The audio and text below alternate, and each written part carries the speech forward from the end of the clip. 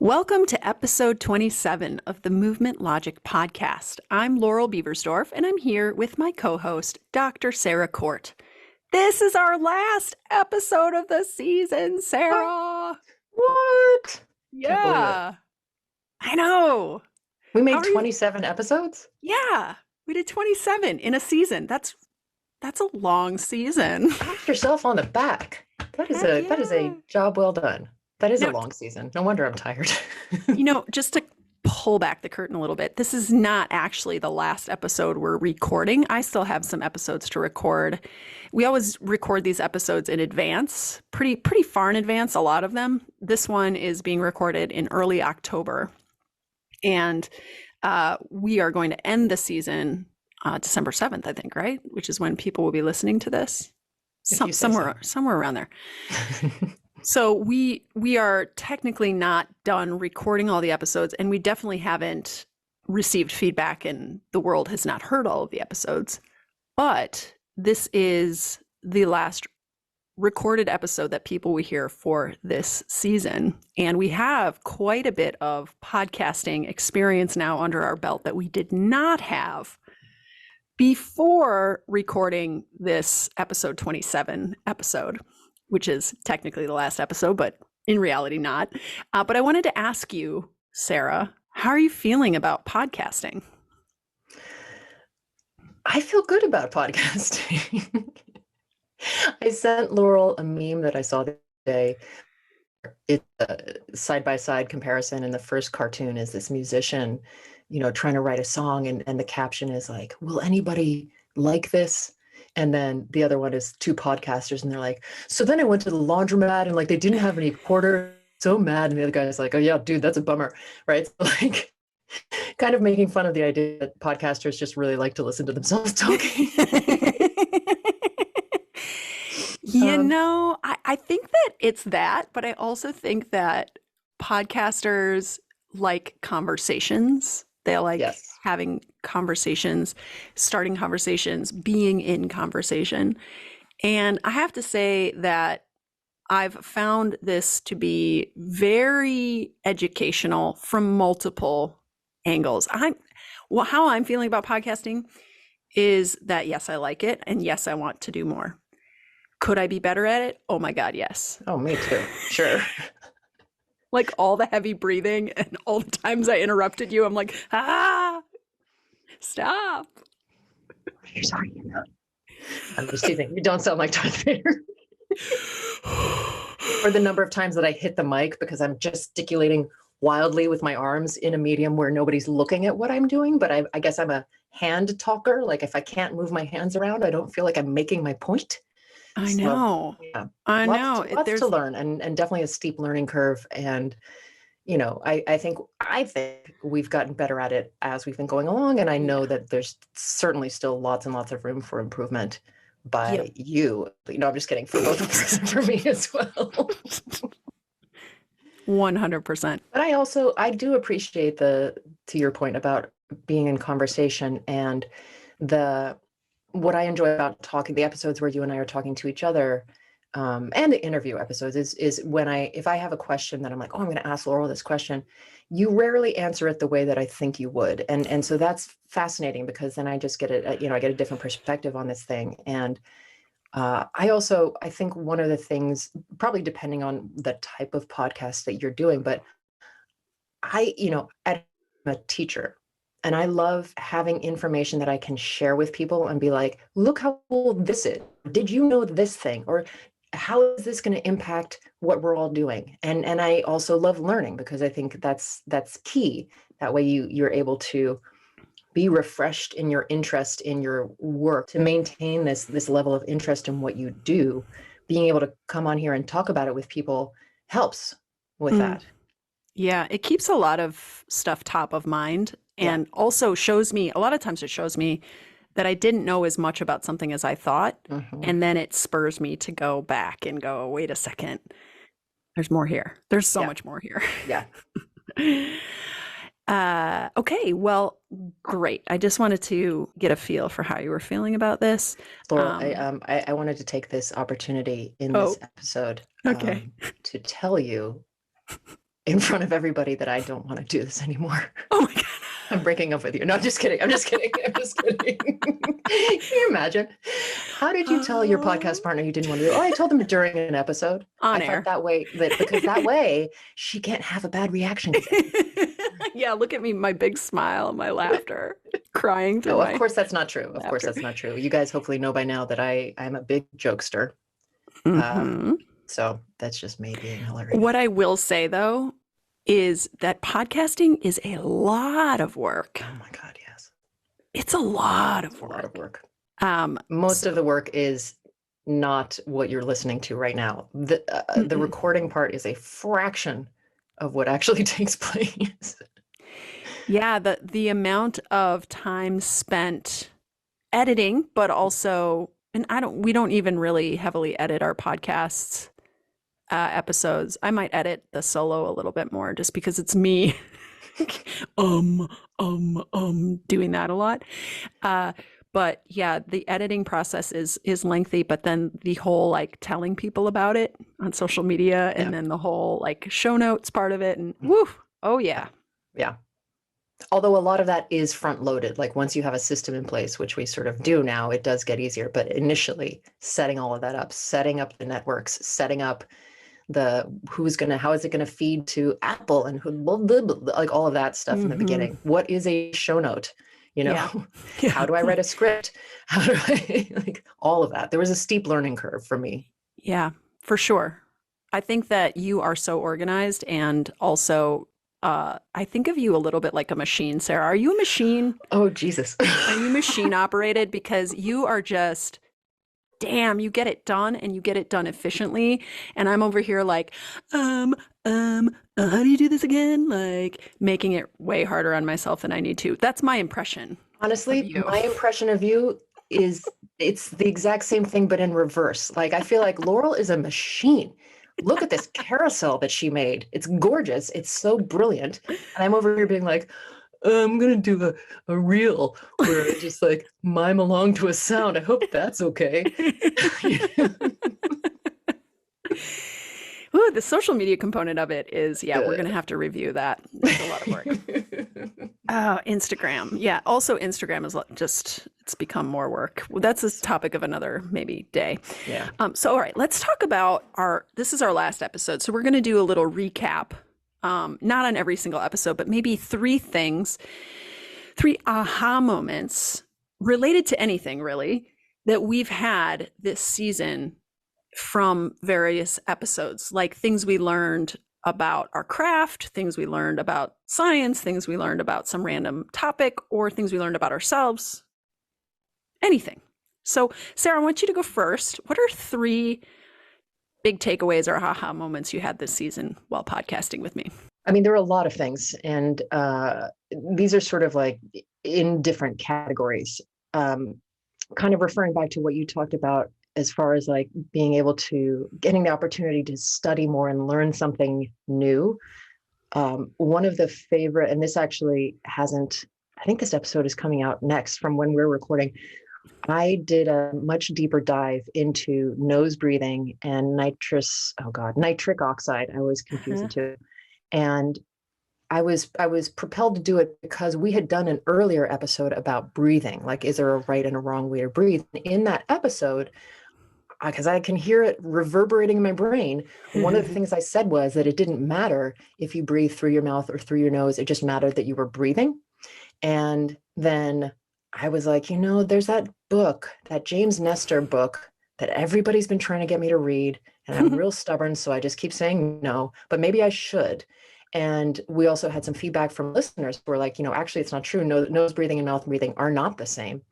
And so, it gave me an opportunity to read a book, which is always nice, but also kind of do a bit of a book report. Like I kind of summed up a lot of his concepts, and I also pulled from research in that episode as well to talk about the difference between nose breathing and mouth breathing and how nose breathing is superior for a number of ways. And I won't go into it now. You just have to listen to the episode. But to me, that also sums up our greater sort of, is ethos the right word? Where if we're saying that we have strong opinions loosely held, that means I need to like put my money where my mouth is and not hold on to my opinions so strongly, and be able to be wrong because I don't possess the amount of learning that currently is out there, and to correct that and to learn a bunch of stuff, which I really did. Excuse me. And then again, sort of that to that teacher part of myself, to then be able to go out and talk about it and discuss and say like, oh, this is what I thought, this was really cool because it's this, and then pulling in things, that sort of being able to sort of critically read something and compare it to other things that you already know. So Mm-hmm. that's that's something that I really, really enjoy. And I was thinking about this as well. I teach anatomy in yoga teacher trainings and 200-hour yoga teacher trainings. And most of the time, most of the people in that room have never really studied anatomy that hard. And I come in and I can see the overwhelm and the stress around this idea that like, oh God, I have to learn all this stuff and, keep it, memorize it. And this is sort of goes to broadly how I feel about learning for anything, but especially in the kind of scientific world, because we always feel like whatever fact I learned is the fact. And it's actually not. Science is way less, hard, like straight and narrow and fact or fiction than we maybe think, and they're changing all the time based on what we know. And Mm-hmm. so that have that ability to, yes, retain what you've learned, but to hold it kind of loosely, right? And not be grabbing it so hard that you can't let it go and take a hold of something that is actually more accurate, that you're attached to this idea of like, I am a fact holder and disseminator. I'm no longer a student. I think of it as the difference between being a student and being a zealot. Mm. A student Mm-hmm. is someone who's taking in information, comparing it to what they know, and allowing themselves to change in response to what they're hearing. A zealot is someone who takes in information and allows that information to dominate in a way that makes them almost incapable of acquiring and integrating new information when it contradicts what they've decided they believe. Yeah, that's a great definition. So that was my number one, was that episode, and getting the opportunity to be wrong and to learn a lot from that.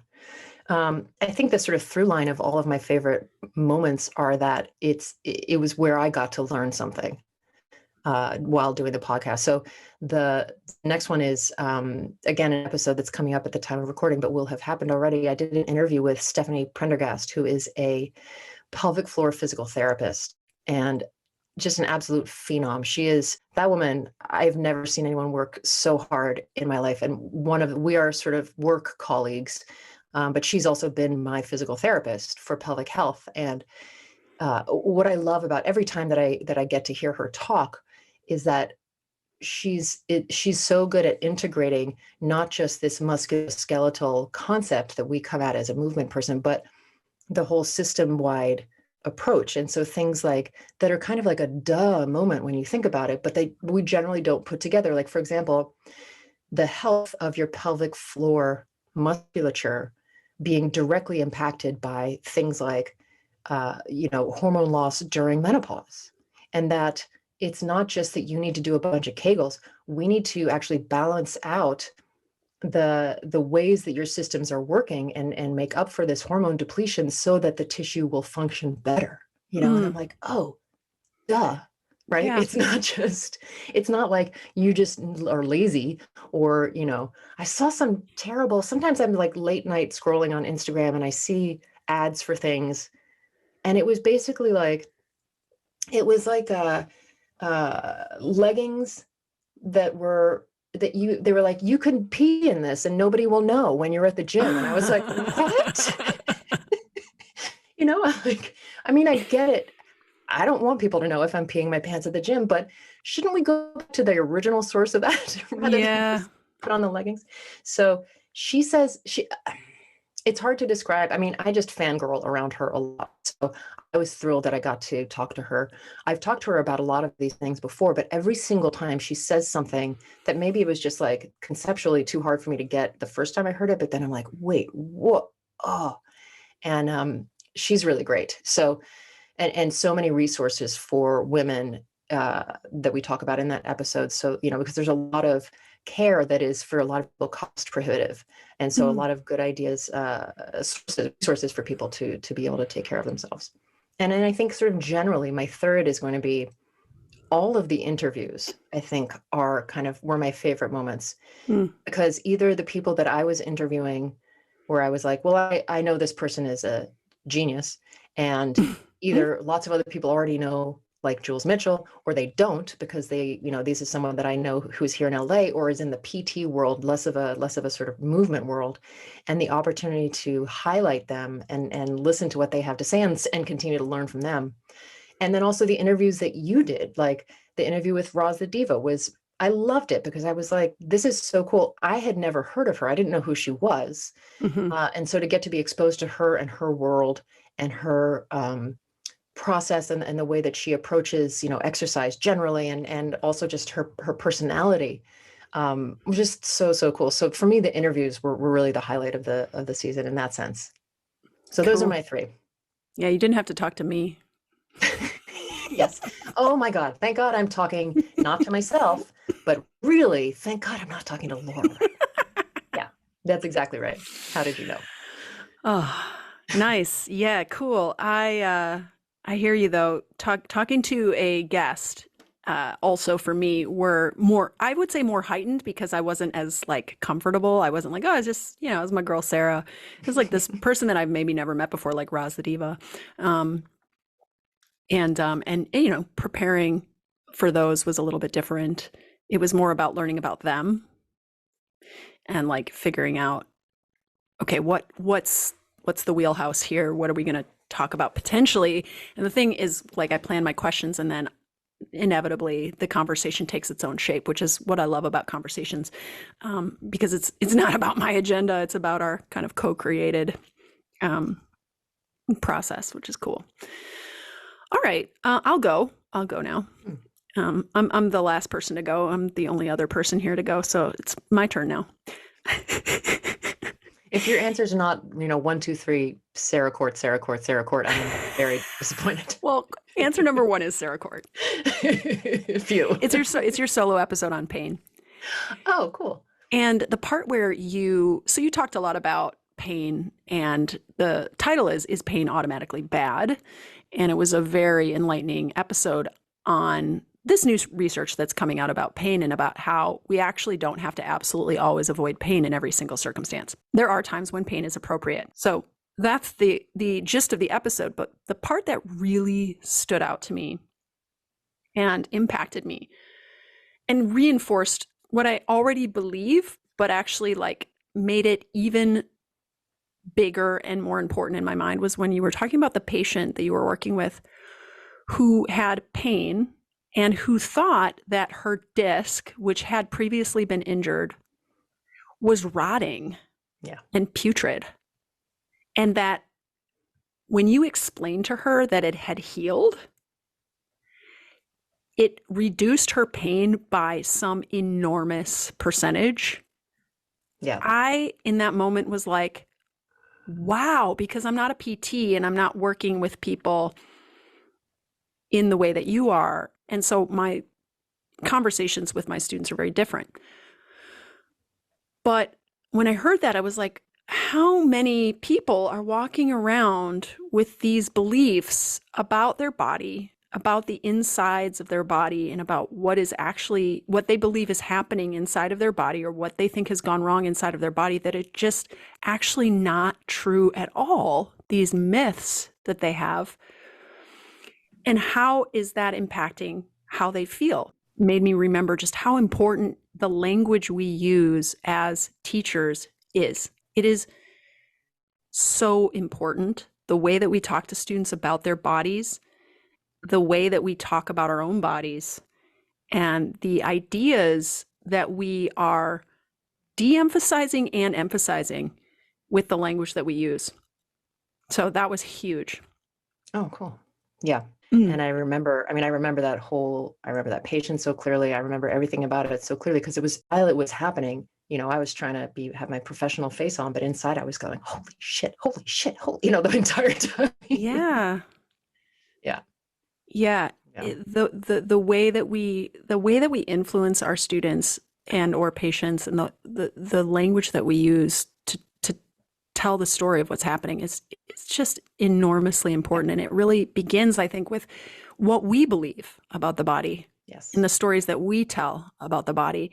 And so the re-education that a lot of us are undergoing is so important, and I think actually so much harder to undergo than learning a new style of yoga, or learning to lift weights when you couldn't lift weights, or learn to teach something completely different.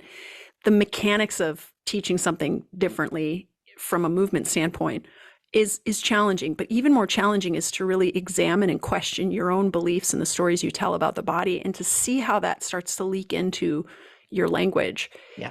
It's constant, and it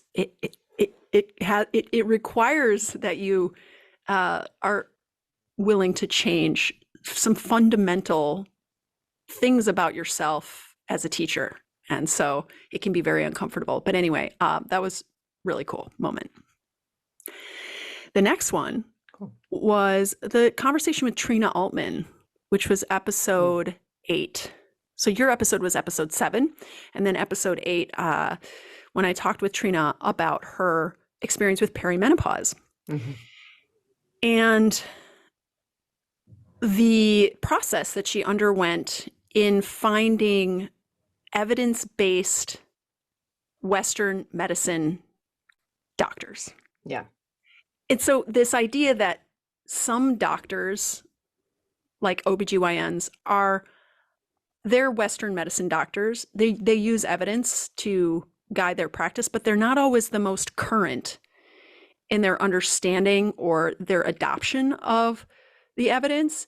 And so when it comes to the topic of menopause and perimenopause, in this episode, what kind of comes through is that it's really important that you look for a doctor who is current on the research and who is not just basing their care off of the Women's Health Initiative study, which had a lot of problems with it.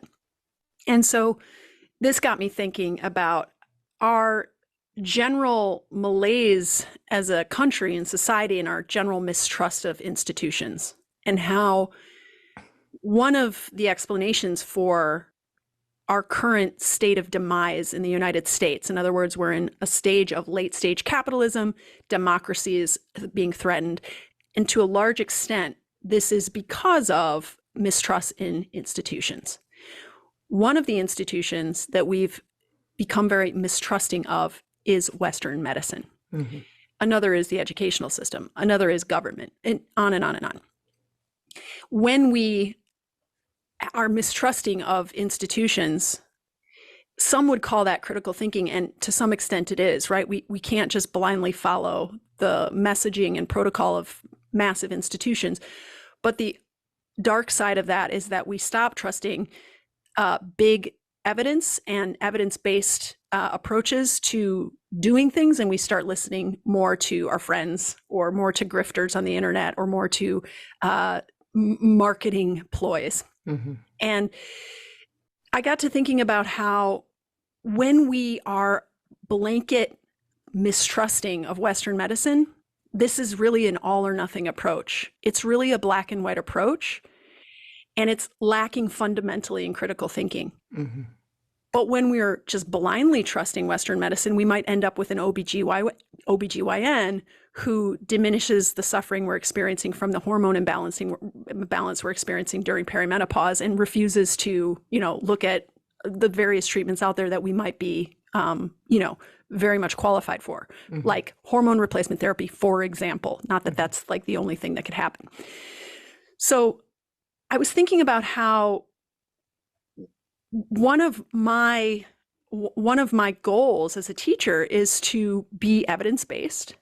And one of my goals as a teacher is to improve scientific literacy improve critical thinking skills, but how there's so many people out there who are rightfully so really disenchanted / mistrusting of science in general and Western medicine in general, and how I feel like this might be a fundamental misunderstanding of how science works and the fact that science is not incorruptible. Science is not a perfect system. How science doesn't give you this concrete, immutable, non-changing fact that you can put in your pocket and carry with you forever. Yeah.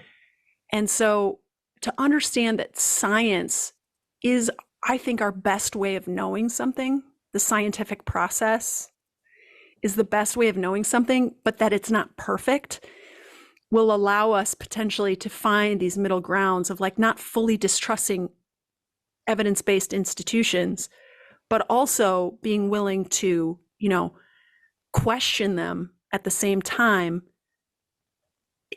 This is where I think this is like the crux of where we're at in the world right now. Yeah. 100%. I mean, I think the other thing that happens, and I actually, as you're talking, I was like, I think this would be an interesting episode. I don't know if it's, but talking about, are you Western based or are you Eastern based, quote unquote Eastern based? And, there's so many things. I mean, even thinking about the medical profession as this monolithic thing when it really isn't. And I look at within my world of physical therapists, there's such a range of, well, are you practicing what you learned 20 years ago? Or are you, when you had to take the exam, are you practicing I got my license and, a lot of the stuff in the textbook that I had to take the exam on, I was like, I don't think this is exactly right, but I'm just going to write that this is the answer because this is what they think is the answer. But I think actually more recent research shows that this was not the answer, so it's a lot to do with how much work are the medical practitioners that you have available to you putting in. Right. And that can depend on so many factors. But yeah, any sort of like wholesale abandonment of either the, Western medical approach or the, power of something like Ayurveda or Reiki, any sort of like wholesale, like that's garbage, I think is always problematic. So yeah. And just as a side note, the episode that I did with Stephanie Prendergast talks also about those resources that Trina was talking about, like trying to find medical practitioners and who are not still, sticking by that report from 20 years ago, which in fact is false. Cool. Yeah. And then the third one was my solo episode, of course. Sure. Why not? I picked one of mine. I really loved when I talked about it. Yeah.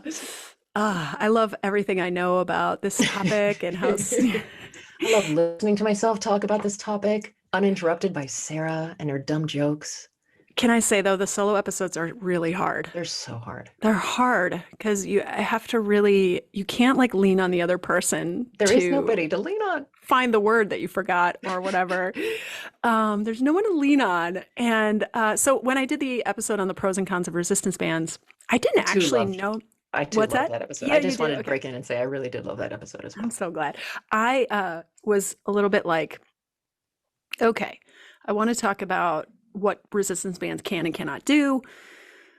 I didn't really know where it was going to go exactly. And I usually do a lot more preparation for the solos because, it's just you and then it's the crickets. So you better know what you are there to talk about.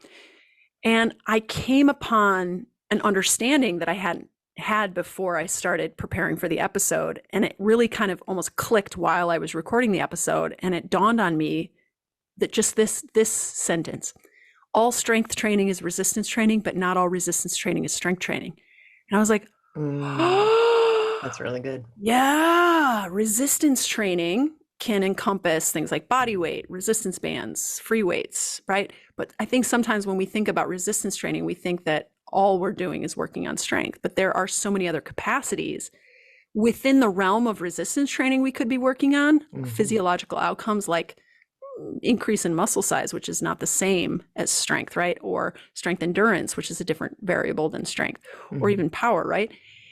But then outside of the realms of resistance training, we could be working on things like improving proprioception, reducing sensitivity to particular positions or loads in the body. We could be working on just adding more movement load variety to our movement diet.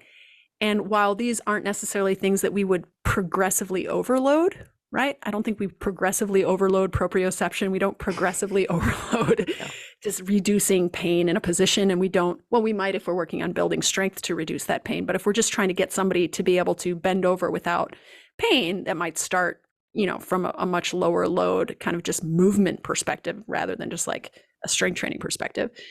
Or if we're just looking at moving in different ways and loading our body in different ways, these are goals that we can have actually separate from resistance training, but we can use the tools of resistance training. And we do already. We use body weight, which is a tool of resistance training. Resistance bands are a tool of resistance training. Even free weights, right? We could use free weights in a way that isn't necessarily aimed at getting stronger. It's not necessarily aimed at getting bigger muscles. It's maybe just aimed at moving in different ways, feeling different in a pose or a movement, or even improving mobility, right? Mm-hmm. So I don't know, it's kind of a cool discovery. It's like, it's one of those things that you're right on the edge of understanding. And until you actually take the steps to verbalize and act on your understanding, you don't make the connection. And then when you make the connection in the moment, you're like, wow, it's really, really educational to publish your learning process. It's really educational to ship it, because and not wait for everything to kind of click and for you to understand everything and be perfect. Like, it's all an unfinished product. It's all a draft. And to be willing to kind of get in front of the microphone, or even on, social media, or even in, your classes, to just share what you know now, can be in and of itself one of the most effective ways to know more, I think. So that was a big kind of aha, like, yeah, this is good for me. This is good for me in terms of like my ability to articulate and understand and reinforce what I know. Yeah. In addition to, this is good for me because now I don't have to rely exclusively on Instagram for people to know about me. Instagram is becoming very, very laborious for me. Yes. I think in that same concept applied to teaching, where maybe you put together a draft of a class that you're going to teach, and you're like, it's got I can sort of intuitively feel there's a through line here of something, but I don't quite know what it is. And then it's in the doing and the teaching of it that you're like, aha, here's what it actually is. Like there was sort of this like, subconscious understanding that not until you're in the doing of it do you put all the pieces together and go, oh, that's what this is. Mm-hmm. And I think that comes the confidence to sort of sit in that unknowing place and let the knowing come to you. I think is a skill, and comes with experience, because that at the very least, even if it doesn't come to you, it's not going to be a total flop, what you're trying to do. Right. Like, enough. Enough that maybe this is not going to be the genius aha moment that you thought it was, but it's not going to be a pile of steam and garbage either. So, right. I think those moments are always really, really satisfying. Yeah. Yeah. Amazing. Well, what do you think? What do you think folks can expect from us next season? Oh boy. More great jokes from me, definitely. Just less heavy breathing. Less heavy breathing. Better network connections, hopefully, so I don't have this problem anymore. No, I think it, kind of, I think hopefully at least people who've been listening get a sense of like who we are and how we, put things together, how we think. I mean, certainly for me, this whole process of doing this is sort of what you described in that episode of like, it's been oh yeah, that's how it's been a sort of cataloging of how I think and how I put ideas together. And so I think, so more of the same approach and just a whole slew of interesting new topics. I already have a list of like 5 or 6 people that I know that I want to try and get on here for interviewing. I'm very excited about those people. more of, that incredible banter that, in the words of Love Island, Laurel and I have got good banter. That's not actually right. They say good. He's got good banter. You don't say the T. I like his teeth. He's got nice hair. He's got good banter. He's got good bum. Those are the 4 qualities: teeth, hair, banter, and bum. So you're going to get more teeth, hair, banter, and bum from the 2 of us, and more exploration and just, again, it's really, I think it's really freeing to be like, I have strong opinions, but feel free to change my mind. Yeah. It's really liberating in a way. Yeah. Yeah. I agree. And I have to say, I think next season, I am looking forward to getting to know you even better, Aw. getting to hang out with you, Aw. and for this thing to continue to grow. I know we have a really big project that we are going to start working on soon as a special course coming, just you and me. This course that Laurel is very obliquely referring to, very opaquely referring to, started from a text message that I sent to her and the text began with, okay, you're going to think I'm crazy, but, and I laid out this idea, and she wrote back and was like, I had the same idea. Yeah. So we are, if nothing else, on the same page about a lot of things. Yeah. My best ideas for how you and I should work together come in like these epiphany moments while I'm like doing something random around the house. And I'm like, oh, yes, Sarah and I should start a podcast. And I immediately grab my phone. I'm like, let's start a podcast. And you immediately write back, you're like, I'm in. Okay. Yeah. The best ideas come in random places. Driving, in the shower. All right. Well, thank you. And I think this is a wrap for this season. It's going to be a couple of weeks before you hear from us again. I mean, I hope it's more than a couple. We haven't decided exactly on when we're going to resume these episodes, but you're not going to hear from us for sure for the rest of 2022. So stay tuned and go back and listen to some of the older episodes that we reference. We're going to link them in the show notes, our big aha moment episodes, and all the episodes starting from the very beginning. Also, follow us on Instagram at Movement Logic Tutorials, as well as our own personal handles at Sarah Court DPT. That's right. And at Laurel Beversdorf.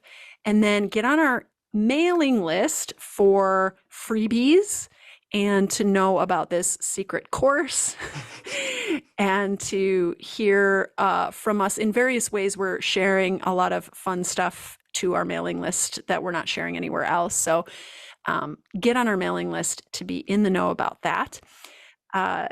That's it. And thanks so much for joining us for this season, for this episode. As always, it helps us out if you would please subscribe and rate and review us on Apple Podcast, wherever you get your podcast. And if you have a question that you'd like us to discuss for season 2, go ahead and pop it into the review, because then you get to do 2 things with one action. You get to give us a review, and you also get to request a topic. And we read all of the reviews. Thank you for joining us, and we'll see you next season. See you next season.